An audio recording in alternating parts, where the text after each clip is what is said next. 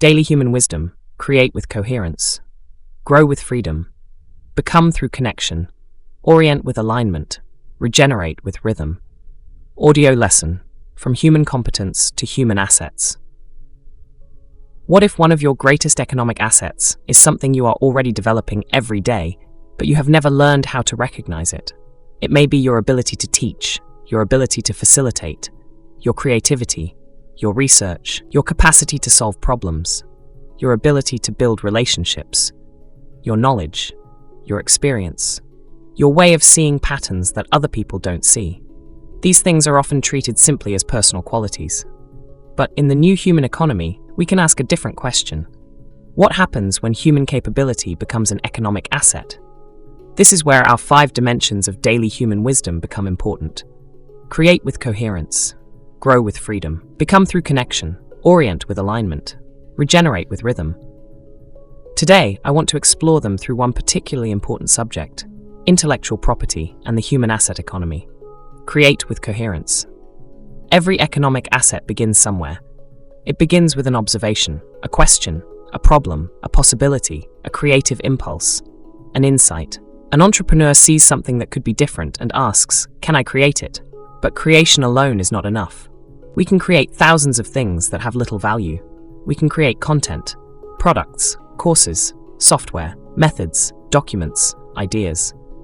The important question is, what are we creating and why?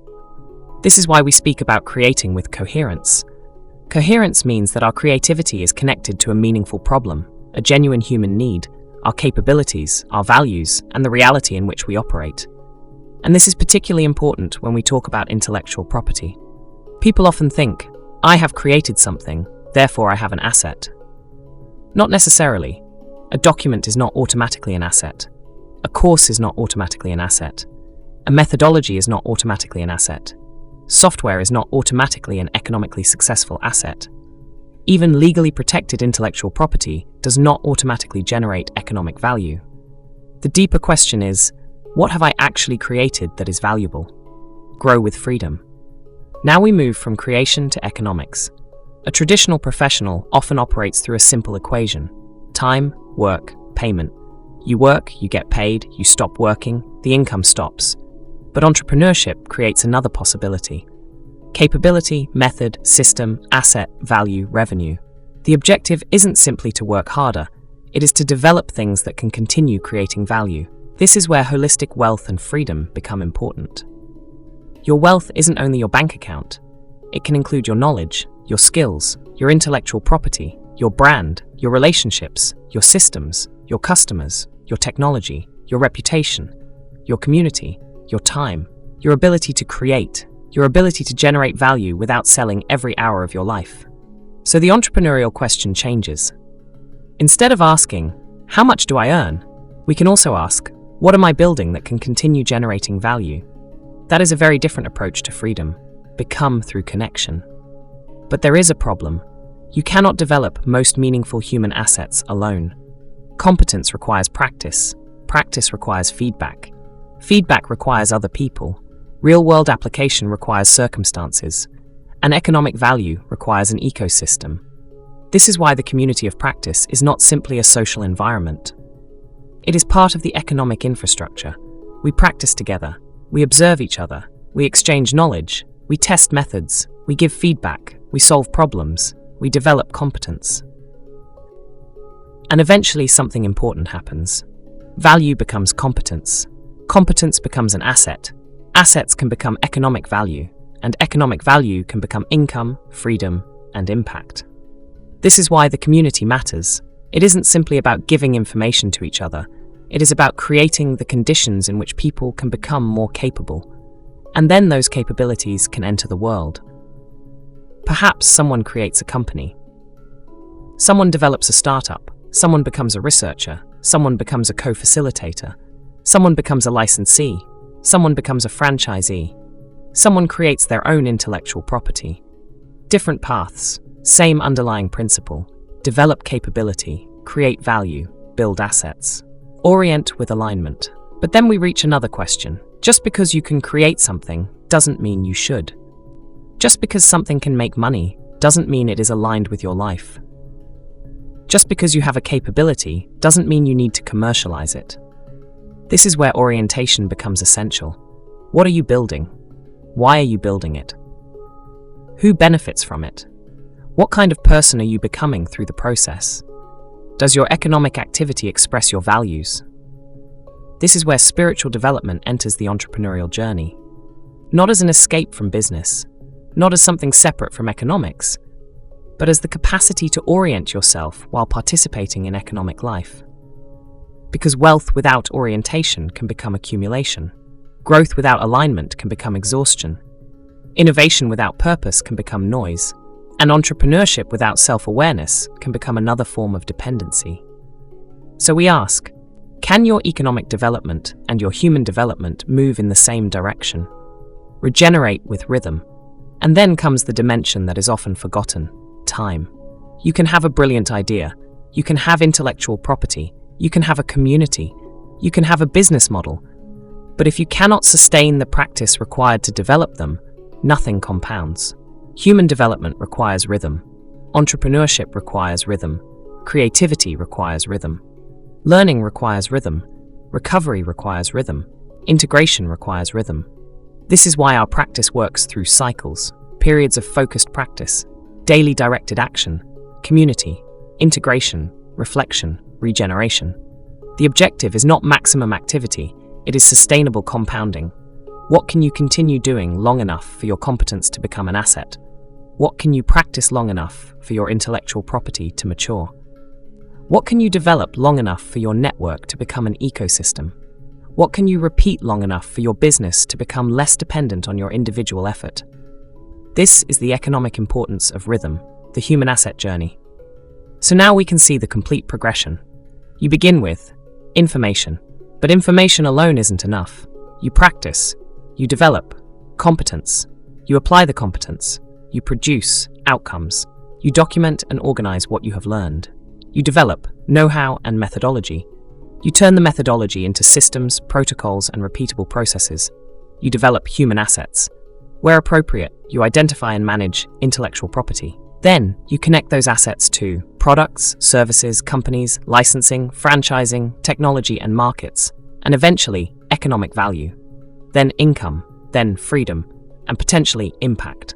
That is the human asset economy. The three gaps. This also explains our three gaps.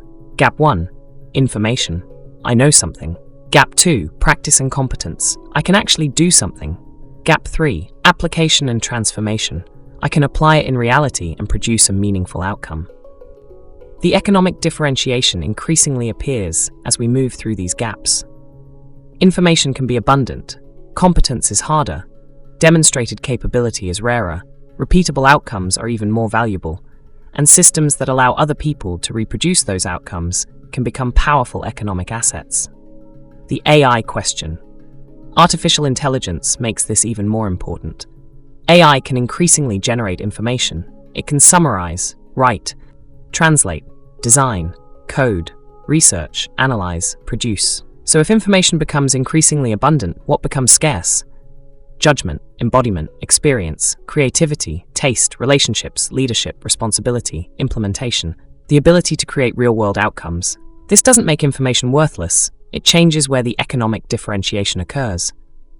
The question becomes, what can you do with technology that creates value in the real world? That is where human capability becomes strategically important. The final question. So I want to leave you with a question. Look at yourself as an entrepreneur. Don't only ask, what do I know? Ask, what can I do? Then, what can I repeatedly do? Then, what valuable outcome can I produce? Then, can I teach it? Can I document it? Can I systematize it? Can I create intellectual property around it where appropriate? Can someone else learn it? Can someone else deliver it? Can it become an asset? And finally, can that asset create more freedom, not only for me, but for other people? That is the deeper promise of the new human economy. Not to create more consumers of information, but to create more capable human beings. Human beings who can create, grow, connect, orient, regenerate, and transform their own development into value for the world. The 5 activities of the human asset entrepreneur. If you have listened to this lesson, you may now be asking a practical question. How do I actually turn these principles into something I can practice in my own life? How do I move from knowledge to competence, from competence to assets, and from assets to economic value? That is exactly what we will explore in our next Stay Human, Daily Human Wisdom webinar. In the webinar, we will look at how these outcomes are pursued within the complete human gymnasium and across the Matrix Q ecosystem. And, more importantly, why the methodology is designed to create a repeatable pathway from human development to practical application. We will explore the architecture behind the practice, how a person can deliberately develop capabilities, transform those capabilities into valuable assets, apply them in real circumstances, and progressively create greater economic agency, freedom, and impact. But you don't need to become a member of a large organization to begin. There is a simple principle you can start applying immediately in your own daily life. We will explore 5 important activities for entrepreneurs. 5 activities that can become a practical operating rhythm for your personal development, your business, and your relationship with the economy. The first is creating with coherence.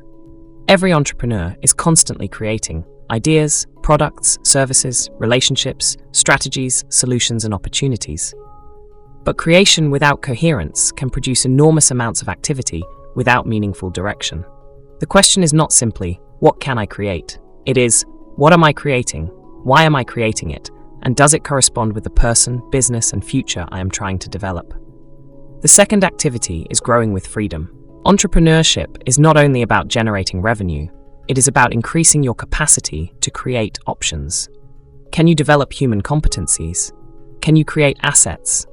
Can you improve your economic resilience? Can you use technology and artificial intelligence to multiply your capabilities rather than becoming dependent upon them? Growth should progressively create greater freedom, not simply more work. The third activity is becoming through connection. Value becomes much more powerful when it enters relationships. Your competence becomes useful when you can communicate it. Your knowledge becomes valuable when you can apply it with others. Your assets become scalable when other people can participate in them.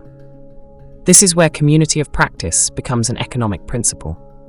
You learn, you practice, you contribute, you receive feedback, you develop competence, you create assets, you connect those assets with other people.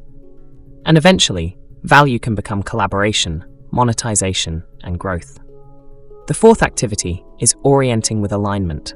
An entrepreneur can become extremely productive while moving in the wrong direction.